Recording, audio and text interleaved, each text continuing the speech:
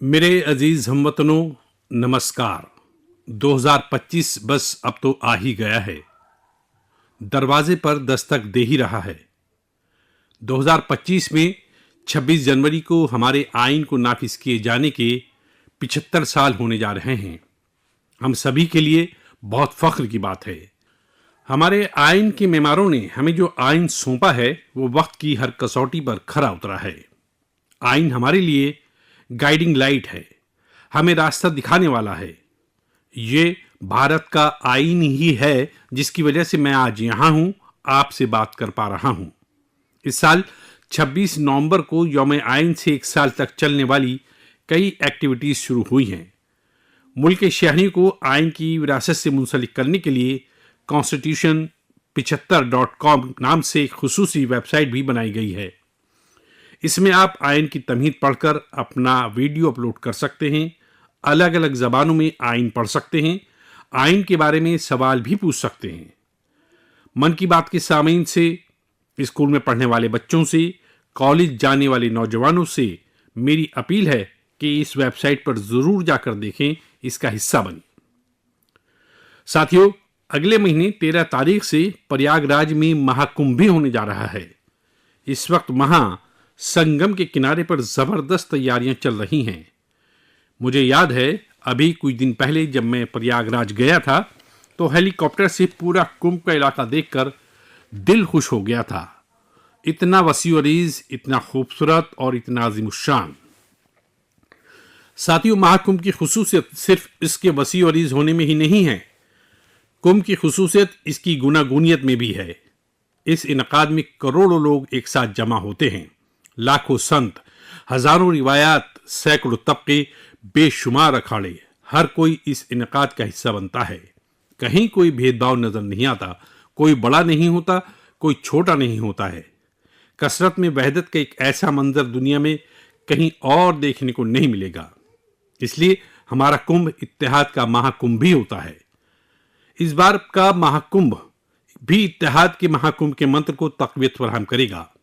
मैं आप सबसे कहूंगा, जब हम कुंभ में शामिल हों तो इत्तेहाद के इस अज़्म को अपने साथ लेकर वापस आएं।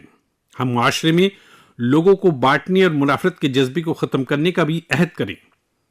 अगर कम अल्फाज में मुझे कहना है तो मैं कहूंगा, महाकुंभ का संदेश, एक हो पूरा देश। महाकुंभ का संदेश, एक हो पूरा देश। और अगर दूसरे तरीके से कहना है तो मैं कहूंगा, गंगा की अविरल धारा न बटे समाज हमारा। गंगा की अविरल धारा न बटे समाज हमारा। साथियों, इस बार प्रयागराज में मुल्क और बैरून मुल्क के अकीदतमंद डिजिटल महाकुंभ के भी गवाह बनेंगे।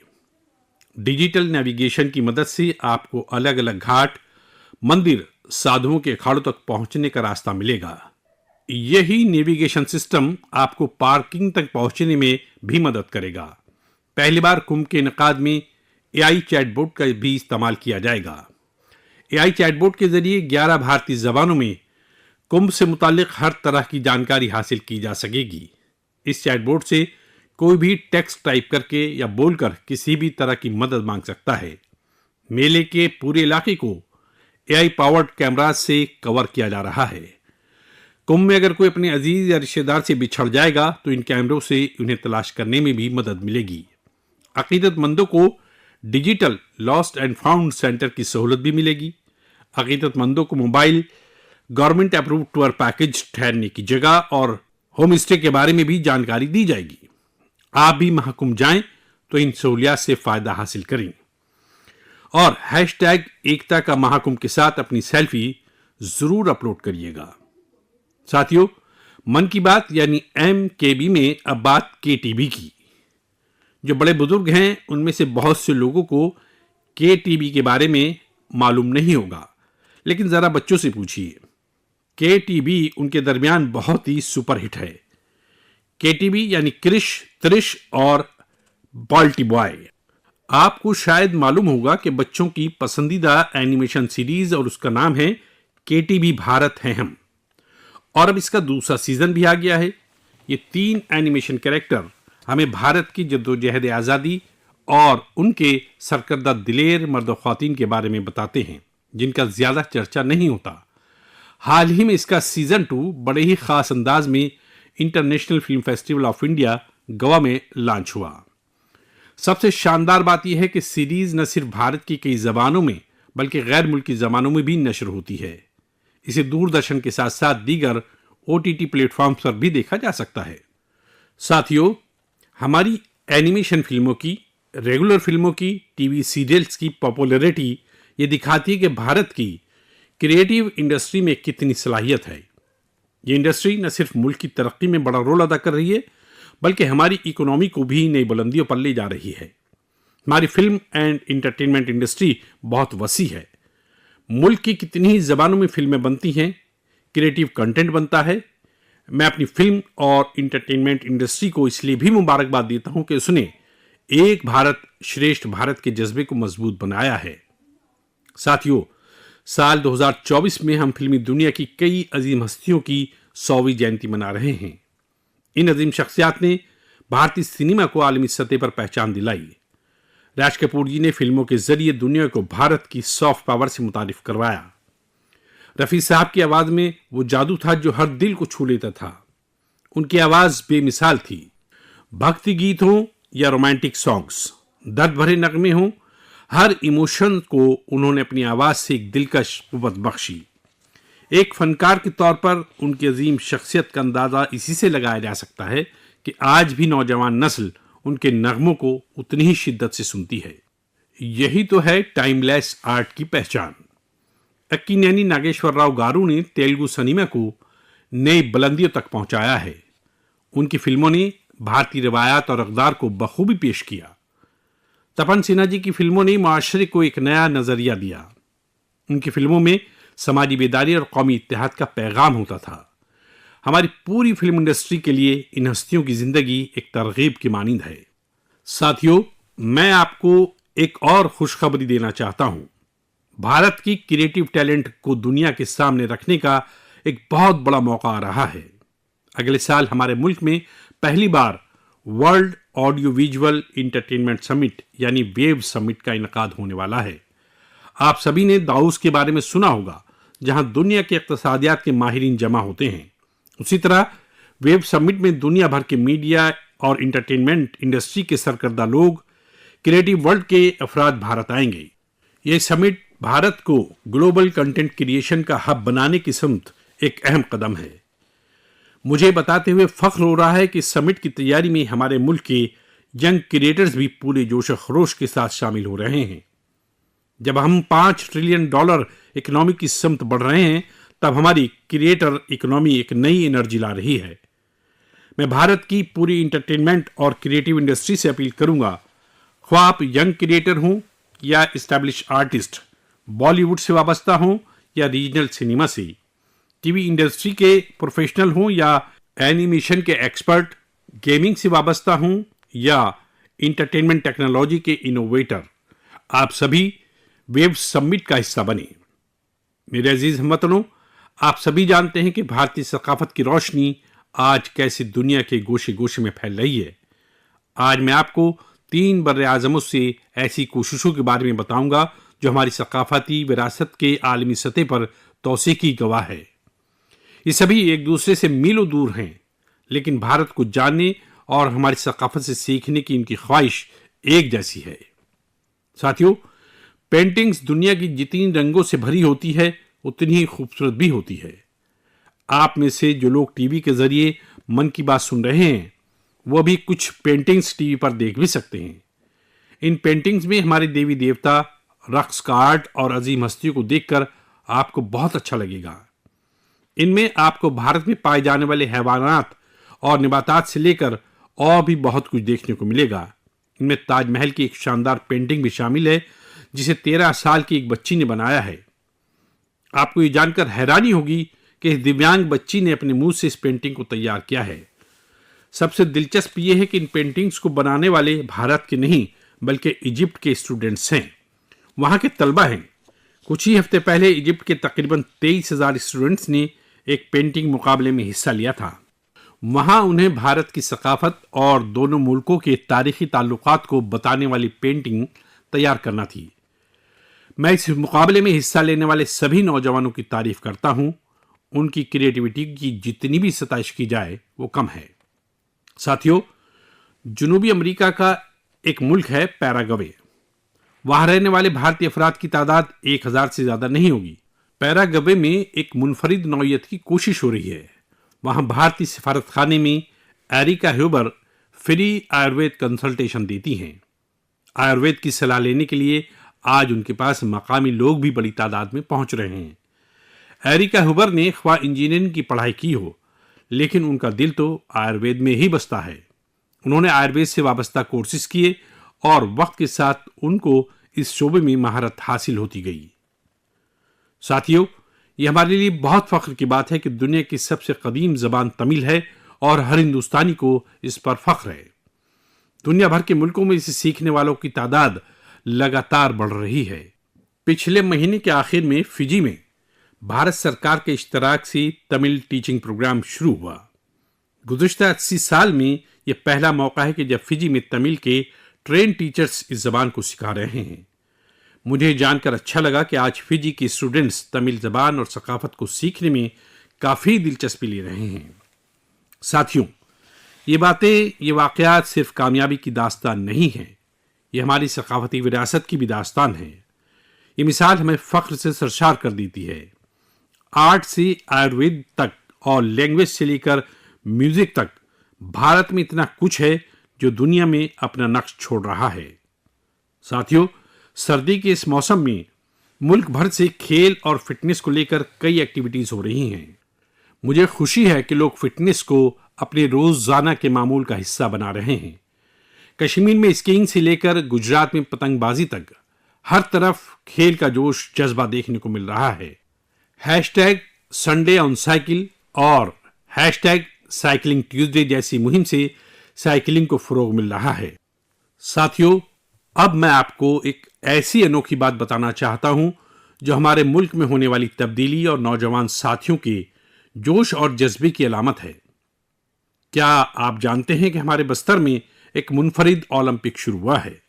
जी हां, पहली बार हुए बस्तर ओलंपिक से बस्तर में एक नया इनकलाब जन्म ले रहा है।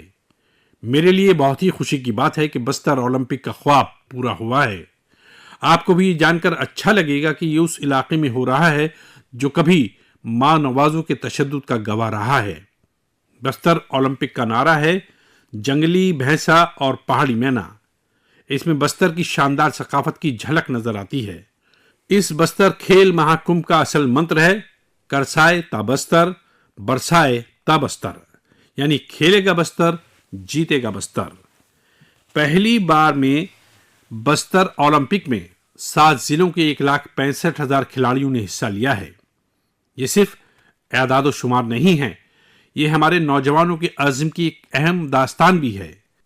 एथलेटिक्स, तीरंदाजी, badminton, football, hockey, weightlifting, karate, kabaddi, kho kho और वॉलीबॉल, हर खेल में हमारे नौजवानों ने अपनी सलाहियत का परचम लहराया है। कारी कश्यप जी की कहानी मुझे बहुत तरगीब देती है। एक छोटे से गांव से आने वाली कारी जी ने तीरंदाजी में चांदी का तमगा जीता है। वो कहती हैं, बस्तर ओलंपिक ने हमें सिर्फ खेल का मैदान ही नहीं, जिंदगी में आगे बढ़ने का मौका दिया है। सुकमा की पायल कवासी जी की कहानी भी कम बाइसे तहरीक नहीं है। जैवलिन थ्रो में सोने का तमगा जीतने वाली पायल जी कहती हैं, डिसिप्लिन और सख्त मेहनत से कोई भी मकसद नामुमकिन नहीं है। सुकमा के दोरनापाल के पुनियम सन्ना जी की कहानी तो नए भारत की एक तहरीक देने वाली दास्तान है। एक वक्त था जब वो नक्सलियों के ज़ेर असर आ गए थे। आज वो व्हीलचेयर पर दौड़कर मेडल जीत रहे हैं। उनकी हिम्मत और हौसला हर किसी के लिए तरगीब का बाइस है। कोड़ा गांव के तीरंदाज रंजू सोरी जी को बस्तर यूथ आइकन मुंतखब किया गया है। उनका मानना है कि बस्तर ओलंपिक दूर दराज के नौजवानों को कौमी सतह तक पहुंचाने का मौका फराहम कर रहा है।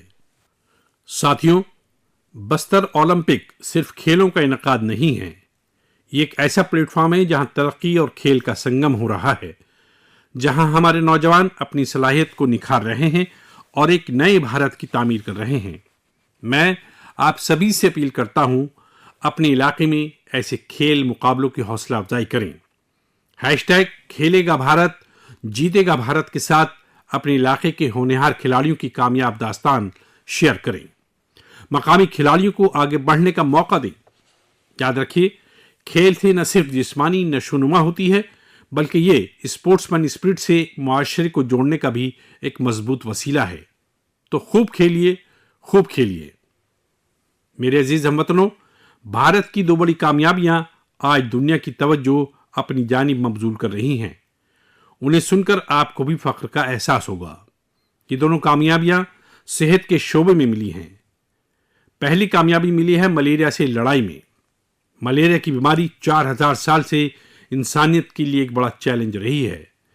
आज़ादी के वक्त भी हमारे सबसे बड़े सेहत के चैलेंजों में से एक थी। 1 महीने से लेकर 5 साल तक के बच्चों की जान लेने वाली सभी मुताद्दी बीमारियों में मलेरिया का तीसरा मुकाम है। आज मैं इत्मीनान से ये कह सकता हूं कि हम वतनों ने मिलकर इस चैलेंज का पुख्ता अज़्म के साथ मुकाबला किया है। आलमी सेहत तंजीम WHO की रिपोर्ट कहती है, भारत में 2015 से 2023 के दरमियान मलेरिया की मामलात और इससे होने वाली अमवात में 80% की कमी आई है। ये कोई मामूली कामयाबी नहीं है। सबसे इत्मीनान बख्श बात यह है कि यह कामयाबी अवाम की शमूलियत से मिली है। भारत के गोशे गोशे से, हर जिले से हर कोई इस मुहिम का हिस्सा बना है। आसाम में जोरहाट के चाय बागात में मलेरिया 4 साल पहले तक लोगों की तशवीश की एक बड़ी वजह बना हुआ था। आसाम में जोरहाट के चाय बागान में मलेरिया 4 साल पहले तक लोगों की तशवीश की एक बड़ी वजह बना हुआ था। लेकिन जब उसके खात्मे के लिए चाय बागान में रहने वाले मुत्तहिद हुए तो इसमें काफी हद तक कामयाबी मिलने लगी। अपनी इस कोशिश में उन्होंने टेक्नोलॉजी के साथ साथ सोशल मीडिया का भी भरपूर अंदाज से इस्तेमाल किया। इसी तरह हरियाणा के कुरुक्षेत्र जिले ने मलेरिया पर कंट्रोल के लिए बड़ा अच्छा मॉडल पेश किया। यहां मलेरिया की मॉनिटरिंग के लिए अवामी शमूलियत काफी कामयाब रही है। नुक्कड़ नाटक और रेडियो के जरिए ऐसे पैगामात पर जोर दिया गया जिससे मच्छरों की ब्रीडिंग कम करने में काफी मदद मिली है। मुल्क भर में ऐसी कोशिशों से ही हम मलेरिया के खिलाफ जंग को और तेजी से आगे बढ़ा पाए हैं। साथियों, अपनी बेदारी और पुख्ता अज़्म से हम क्या कुछ हासिल कर सकते हैं, इसकी दूसरी मिसाल है कैंसर से लड़ाई। दुनिया के मशहूर मेडिकल जर्नल लैंसेट की स्टडी वाकई बहुत उम्मीद अफजा है। इस जर्नल के मुताबिक अब भारत में वक्त पर कैंसर का इलाज शुरू होने के इम्कानात काफी बढ़ गए हैं। वक्त पर इलाज का मतलब है कैंसर मरीज का ट्रीटमेंट 30 दिन के अंदर ही शुरू हो जाना, और इसमें बड़ा रोल निभाया है आयुष्मान भारत योजना ने। इस योजना की वजह से कैंसर के 90% मरीज वक्त पर अपना इलाज शुरू करा पाए हैं। ऐसा इसलिए हुआ है कि पहले पैसे की कमी की वजह से गरीब मरीज कैंसर की जांच में उसके इलाज से कतराते थे। अब आयुष्मान भारत योजना उनके लिए बड़ा वसीला बनी है। अब वो आगे बढ़कर अपने इलाज कराने के लिए आ रहे हैं। आयुष्मान भारत योजना ने कैंसर के इलाज में आने वाली पैसों की परेशानी को काफी हद तक कम किया है। अच्छा ये भी है कि आज वक्त पर कैंसर के इलाज को लेकर लोग पहले से कहीं ज्यादा बेदार हुए हैं। ये कामयाबी जितनी हमारे हेल्थ केयर सिस्टम की है, डॉक्टरों, नर्सों और टेक्निकल स्टाफ की है, उतनी ही आप सभी मेरे हमवतन भाई बहनों की भी है। सबकी कोशिश से कैंसर को शिकस्त देने का अज़्म मजीद पुख्ता हुआ है। इस कामयाबी का क्रेडिट उन सभी को जाता है जिन्होंने बेदारी फैलाने में अपना अहम रोल अदा किया है। कैंसर से मुकाबले के लिए एक ही मंत्र है, अवेयरनेस, एक्शन और एश्योरेंस। अवेयरनेस यानी कैंसर और इसके अलामात के तई बेदारी, एक्शन यानी वक्त पर जांच और इलाज, एश्योरेंस यानी मरीजों के लिए हर मदद दस्तयाब होने का भरोसा। आइए हम सब मिलकर कैंसर के खिलाफ इस लड़ाई को तेजी से आगे ले जाएं और ज्यादा से ज्यादा मरीजों की मदद करें। मेरे अजीज हमवतनों, आज मैं आपको उड़ीसा के कालाहांडी की एक ऐसी कोशिश की बात बताना चाहता हूं जो कम पानी और कम वसाइल के बावजूद कामयाबी की नई दास्तान लिख रहा है। यह है कालाहांडी का सब्जियों का इनकलाब। जहां कभी किसान अपना घर बार छोड़कर दूसरे मकाम पर जाने के लिए मजबूर थे, वहीं आज कालाहांडी का गोला मुंडा ब्लॉक एक वेजिटेबल हब बन गया है। ये तब्दीली कैसे आई? इसकी शुरुआत सिर्फ 10 किसानों के एक छोटे से ग्रुप से हुई। इस ग्रुप ने मिलकर एक एफपीओ यानी किसानों की पैदावार से वाबस्ता तंजीम कायम की, खेती में जदीद तकनीक का इस्तेमाल शुरू किया और आज उनका ये एफपीओ करोड़ों का कारोबार कर रहा है। आज 200 से ज्यादा किसान इस एफपीओ से वाबस्ता हैं, जिनमें 45 खातून किसान भी हैं। ये लोग मिलकर 200 एकड़ में टमाटर की खेती कर रहे हैं, 150 एकड़ में करेले की फसल की पैदावार कर रहे हैं। अब इस एफपीओ का सालाना टर्नओवर भी बढ़कर 1.5 करोड़ से ज्यादा हो गया है। आज कालाहांडी की सब्जियां न सिर्फ उड़ीसा के मुख्तलिफ जिलों में बल्कि दूसरी रियासतों में भी पहुंच रही हैं और वहां का किसान अब आलू और प्याज की खेती की नई तकनीकें सीख रहा है। साथियों, कालाहांडी की ये कामयाबी हमें सिखाती है कि मजबूत कुव्वत इरादी और इज्तिमाई कोशिश से क्या नहीं किया जा सकता। मैं आप सभी से अपील करता हूं, अपने इलाके में एफपीओ की हौसला अफजाई करें, किसानों की पैदावार से वाबस्ता तंजीमों में शामिल हों और उन्हें मजबूत बनाएं। याद रखिए, छोटी शुरुआत से भी बड़ी तब्दीली मुमकिन है। हमें बस पुख्ता अज़्म और इज्तिमाई जज्बे की जरूरत है। साथियों, आज की मन की बात में हमने सुना कि कैसे हमारा भारत कसरत में वहदत के साथ आगे बढ़ रहा है। ख्वाह वो खेल के मैदान हो या साइंस का शोबा, सेहत हो या तालीम, हर शोबे में भारत नई बुलंदियों पर पहुंच रहा है। हमने एक कुनबे की तरह मिलकर हर चैलेंज का सामना किया और नई कामयाबियां हासिल की।